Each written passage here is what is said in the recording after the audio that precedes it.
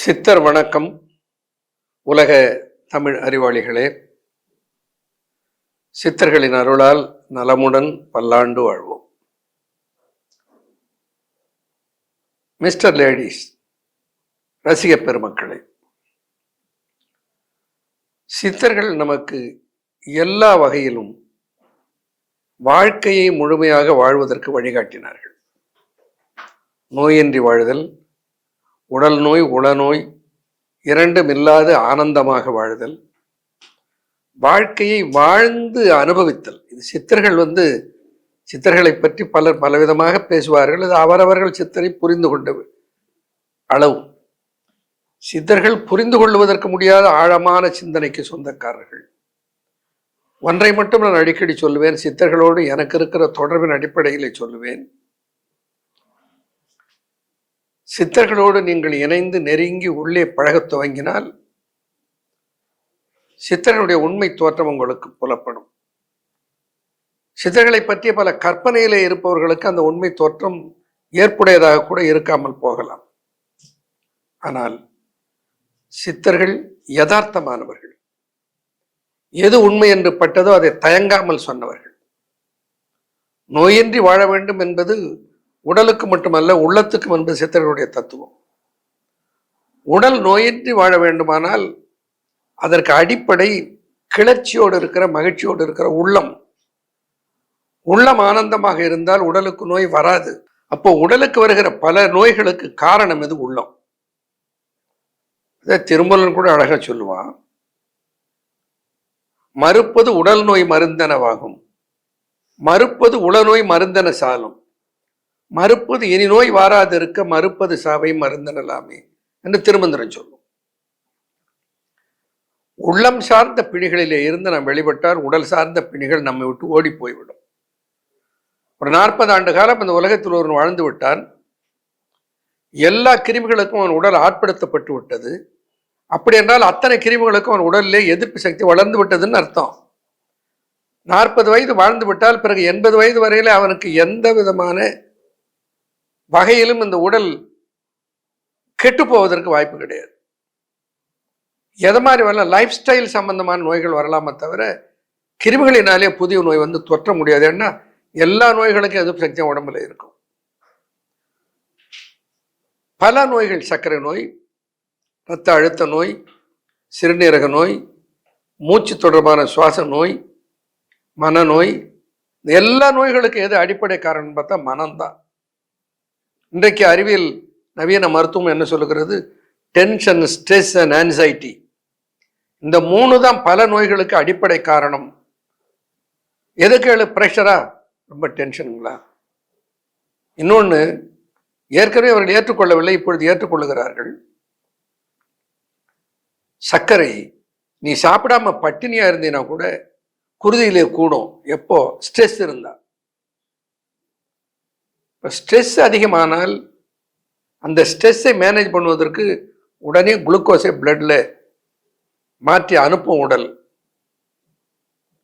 இப்ப ஸ்ட்ரெஸ் இல்லாமல் இருக்க முதல்ல பழகிக்கொள்ள வேண்டும் சர்க்கரை நோயாளிகள். சர்க்கரை வந்துடுச்சு, பயப்பட வேண்டிய அவசியமே இல்லை. ஏன்னா ஒரு நோய் உணவாலும் உடற்பயிற்சியாலுமே முழுமையாக கட்டுப்படும் என்றால் அது சர்க்கரை நோய் தான். அப்ப சந்தோஷப்படணும் இல்லை? சர்க்கரை நோய் ஒரு வரமாகத்தான் எடுத்துக்கொள்ள வேண்டும். வந்த உடனே நம்ம கொல்றது இல்லையே, பல ஆண்டு வாழ அனுமதிக்கிறது. எந்த மருந்தோ, ஆங்கில மருந்தோ, இந்திய மருந்தோ, வெளிநாட்டு மருந்தோ, எந்த மருந்தோ சர்க்கரை அளவை கட்டுப்படுத்துகிறது என்பதை நாம் அறிவோம் இல்லையா? சர்க்கரை அளவு கட்டுப்பாட்டில் இருந்தால் ஆயுள் அவன் கொஞ்ச நாள் வாழறான் இல்லையா?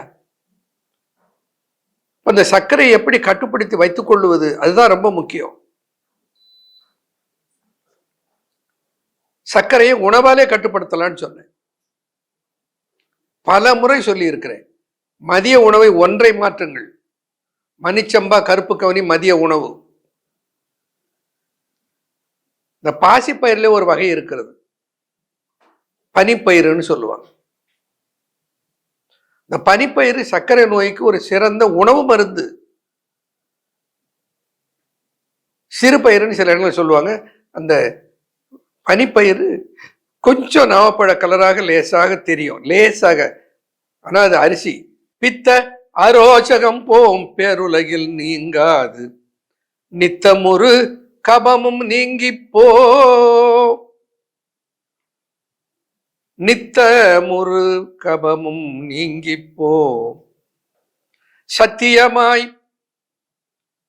கண்ட பிரமேகமுடன் கால் கடுவன் ஓடிப்போம் கொண்ட பனிப்பயிரால் கூறு தெரிய சொல்வார். கொண்ட பனிப்பயிர், பனிப்பயிராலே சர்க்கரை நோயை இல்லாமல் துரத்துக்க முடியும். கடைகளில் கிடைக்கிறது பாசிப்பயிர்னு சொல்றேன்ல, பாசிப்பயிர்லேயே கொஞ்சம் சன்னமாக இருக்கிற ஒரு வகை பனிப்பயிர். மதிய உணவிலே பனிப்பயிரை சேருங்கள். அல்லது இந்த இன்பிட்வீன் ஃபுட்டுன்னு சொல்லுவோம் இல்லை, ஒரு 11 மணிக்கு ஒரு தடவை 4 மணிக்கு ஒரு தடவை பசிக்கிற மாதிரி இருக்கிறதுன்னா அப்போ கொஞ்சம் சாப்பிட்றதுக்கு என்ன எடுத்துக்கொள்ள சுண்டல். சுண்டல்ல மிகச்சிறந்த சுண்டல் எது? பனிப்பயிறு சுண்டல். சர்க்கரை நோய் அப்படியே கட்டுப்படும்.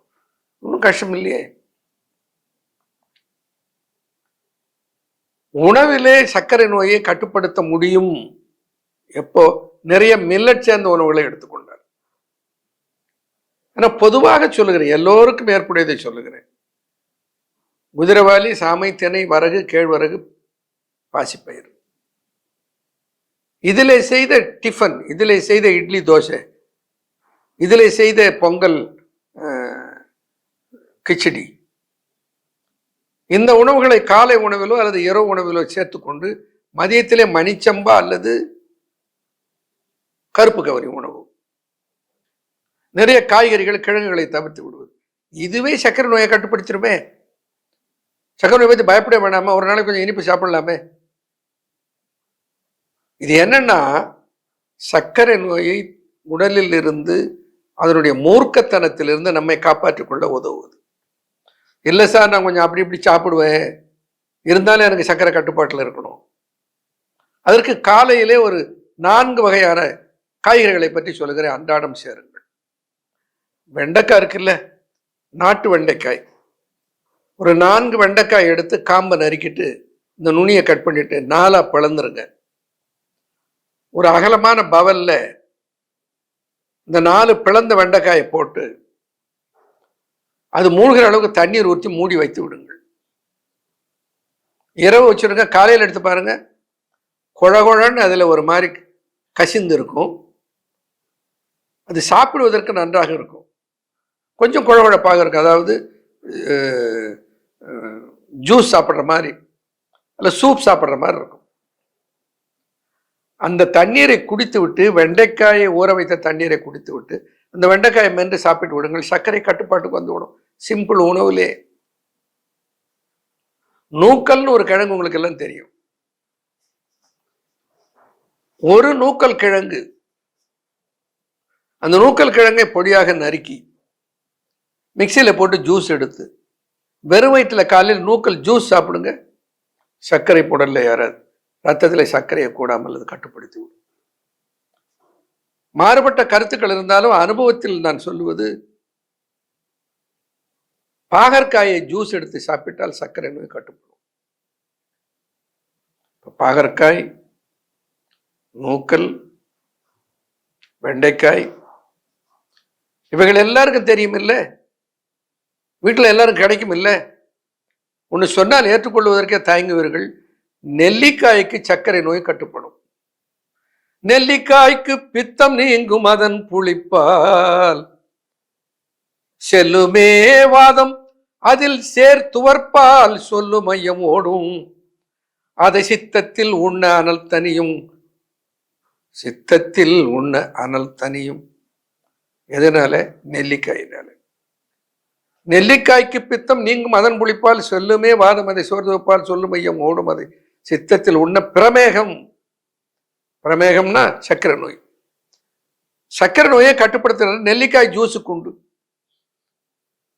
2 அல்லது 1 நெல்லிக்காயை அந்த கொட்டையை நீக்கி விட்டு மிக்சியில போட்டு அரைத்து வடிகட்டி, சர்க்கரை போடாமல் இந்த வடிகட்டி குடிங்க, இல்லைன்னா தொண்டையில் ஒரு மாதிரி கரகரக்கும். நெல்லிக்காய் ஜூஸுக்கு சர்க்கரை கட்டுப்படும். ரொம்ப சொல்லாம வீட்டிலே இருக்குது, நெல்லிக்காய் இருக்குது, நூக்கல் இருக்கிறது, வெண்டைக்காய் இருக்கிறது, பாகற்காய் இருக்கிறது, பயன்படுத்தி சர்க்கரையை கட்டுப்படுத்திக்கலாமே. ஆனா நீங்க இவைகள் எல்லாம் அன்றாடம் பயன்படுத்த வேண்டும். ஒரு நாளைக்கு சாப்பிட்டுட்டு, அது ஒருவேளை சாப்பிட்டுட்டு மறுபடியும் 10 நாளைக்கு விட்டுட்டு அப்புறம் ஒரு நாளைக்கு சாப்பிட்றது இல்லை. உணவு எப்படி சாப்பிடுகிறோமோ அது போல இவைகளை அன்றாட உணவிலே சேர்த்துக் கொள்ள வேண்டும். மூலிகைகளை ஏதாவது சொல்லுங்க ஐயா. 4 மூலிகைகள் மிகச்சிறந்த மூலிகைகள் சர்க்கரை நோயை கட்டுப்படுத்துவதற்கு, சீர் செய்வதற்கு. கட்டுப்படுத்துவதுன்னு சொல்வதை விட சீர் செய்வதற்கு. நாவல் கொட்டை, மருதம்பட்டை, ஆவாரம்பூ, இந்த 3க்கும் சர்க்கரை சத்தை கட்டுப்படுத்துகிற ஆற்றல் உண்டு என்பது எல்லாருக்கும் தெரியும். பலர் இதை பயன்படுத்தி கொண்டிருக்கிறார்கள். ஆவாரம்பூ, நாவல் பட்டை, நாவல் கொட்டை, மருதம்பட்டை, இந்த 3 மிகச்சிறந்த சர்க்கரை நோயை கட்டுப்படுத்துகிற மருந்துகள். இது 3ம் கிடைக்காதா? நாட்டு மருந்து கடையில் போய் கேளுங்க, கிடைக்கும். இது கூட ஜாதி கோஷ்டம் என்று ஒன்று இருக்கிறது. ஜாதி கோஷ்டத்தை கூட சேர்த்துக்கிட்டோம்னா ரொம்ப எஃபெக்டிவ் ஃபார் டயபெட்டிஸ். 4மே நாட்டு மருந்து கடையில் கிடைக்கும். அதை வாங்கி வந்து இடித்து சூரணம் பண்ணி சூரணத்தை சலிச்சு வச்சுக்கிட்டு 3 வேளையும் ஒரு வேளைக்கு 1 அல்லது அரை தேக்கரண்டி வெந்நீர்லோ இல்லை தண்ணீர்லோ சாப்பிட்டுக்கிட்டே வாங்க. சாப்பிட்றதுக்கு அரை மணி நேரம் முன்னாடி சாப்பிடுங்க, சர்க்கரை கட்டுப்பாட்டில் வந்துடும். இவைகளெல்லாம் சர்க்கரையை கட்டுப்படுத்துவதற்கு இருக்கிற அருமையான தயாரிப்புகள். எவ்வளவு சொன்னாலும் கேட்கறது, நீங்க சொல்றீங்க ஐயா, நல்லா இருக்குது ஐயா, எங்களுக்கு தயாரிக்க நேரம் இல்லையா, என்னால் முடிவதில்லையா, அது ஒரிஜினலான்னு எங்களுக்கு சந்தேகம் ஐயா, அது எப்படி அடையாளம் கண்டுபிடிக்க முடியல. இதெல்லாம் நியாயமான சந்தேகம் தானே, இல்லைன்னு சொல்லலை. இது தயாரிப்பாக இருந்தால் எங்களுக்கு சௌகரியமாக இருக்கும் அப்படின்னா ஒரு அஷ்யூர்டா கொடுக்கணும். அப்போ சர்க்கரை நோயை கட்டுப்படுத்துவதற்கு என்று சித்தர்கள் சொல்லி இருக்கிற மொத்த மூலிகைகளையும் தேடி எடுத்து அவைகளை ஒன்றாக சேர்த்து நான் என்ன பண்ணேன், இனிபன் என்று ஒன்றை உருவாக்கினேன், ஃபெனு என்று ஒன்றை உருவாக்கினேன். இந்த இனிபனும் ஃபெனு எது? ஃபெனு என்பது சோற்றுக்கற்றாழை சாற்றில் முளை கட்டிய வெந்தயம், அதான் ஃபெனு. உங்களுக்கு செய்முறையெல்லாம் சொல்லியிருக்கேன், செய்து சாப்பிடலாம். ஆனால் நாளுக்கு நாள் அது தேவை அதிகரிக்கிறது, அதை வாங்கி தான் போகிறார்களே தவிர செய்ய மாட்டேன் என்கிறார்கள். இந்த ஃபெனு அவ்வளவு ஈஸி செய்வதற்கு, அவ்வளவு சொல்லியிருக்கேன். முளை கட்டி 36 மணி நேரம் முளை கட்டிய வெந்தயத்தை 1 கிலோவுக்கு 100 ml சோற்றுக்கற்றாழை சாரோடு கலந்து உலர்த்தி விட்டால் சோற்றுக்கற்றல் முளை கட்டிய வெந்தய சூரணம் கிடைச்சிடும். அறுத்து எடுத்து நீங்களே தயாரிச்சு பண்ணலாம். எத்தனை முறை நான் சொன்னாலும் எனக்கு ஆச்சரியமா இருக்கும். அன்பு பார்ப்பாவில் இதை தயாரிக்கிற போது மாதத்துக்கு மாதம் தயாரிப்பு கூடிக்கொண்டு தான் இருக்கிறது. அப்படி என்ன அர்த்தம்? நீ என்ன சொன்னாலும் அது செவடங்காதல் ஊதனை சங்க போகிறது முழுக்க போல என்ன வாங்கியாவது பயன்படுத்தி விடுகிறார்கள், திரும்ப விடாமல் வாங்குகிறார்கள். நான் செய்ய மாட்டேன் என்கிறார்கள். செய்தால் தானே சந்தோஷமா இருக்கும், செய்யணும்னு தானே இவ்வளவு தூரம் சொல்றோம். இந்த எல்லா மூலிகைகளும் சர்க்கரைக்கு சொல்லி இருக்கிற மூலிகைகள் அத்தனையும் ஒன்றாக சேர்த்து இனிபன் செய்தேன். இந்த இனிபன்ல இருக்கிற சிறப்பு என்ன? நான் நிறைய மருந்துகளை சாப்பிட்றேன்யா, எத்தனையோ பில்ஸ் முழுங்கி கொண்டு இருக்கிறேன், என்னுடைய HbA1c குறைய மாட்டேங்கிறது. நான் உறுதி அளிக்கிறேன், இனிபனையும் ஃபெனுவையும் சாப்பிட்டுட்டு நான் சொல்லுகிற உணவையும் உடற்பயிற்சியும் பின்பற்றி, நடைப்பயிற்சியோடு உடற்பயிற்சி பின்பற்றி ஒரு நாள் விடாமல் அதை கடைபிடித்து பாருங்கள். 3 மாதத்தில் உங்கள் HbA1c 6க்கு வந்துடும். இன்னும் தொடர்ந்தால் நீங்கள் டயபெட்டிஸை ரிவர்ஸ் பண்ணிவிடலாம். அதுதான் சிறப்பு. நான் வருவர்கள் சொல்லுவேன், ஐயா நான் இனிபன் சாப்பிட்றேன், எனக்கு சர்க்கரை கட்டுப்பாட்டில் வந்துவிடுது, 6க்கு வந்துவிடுது HbA1c, ரொம்ப சந்தோஷம். ஆனால் அதை ரிவர்ஸ் பண்ணிட்டீங்களா, சர்க்கரை நோய் இல்லாமல் பண்ணிவிட்டீர்களா, அதற்கு என்ன செய்ய வேண்டும் என்று நான் பேசியிருக்கிறேன். டாக்டர் பிளஸில் அதை பற்றி விளக்கமாக சொல்லியிருக்கிறேன். அதை கடைபிடியுங்கள். இனிபன் ஃபெனு இருக்கிறது சர்க்கரை நோய்க்கு என்று அருமையான ஒரு அன்பு ஃபார்மாவில் உருவாக்கப்படுகிற அற்புதமான படைப்பு. சர்க்கரை நோயிலே இருந்து விடுபட்டு அதனால் வருகிற பாதிப்புகள் எதுவும் ஏற்படாமல் உடலை ஆரோக்கியமாக வைத்துக் கொள்வதற்கு சித்தர் காட்டிய வழி இனிபன். இந்த இனிபன் எனர்ஜி ஃபுட்ஸ் என்கிற நிறுவனத்திலே அதை உருவாக்குகிறோம்.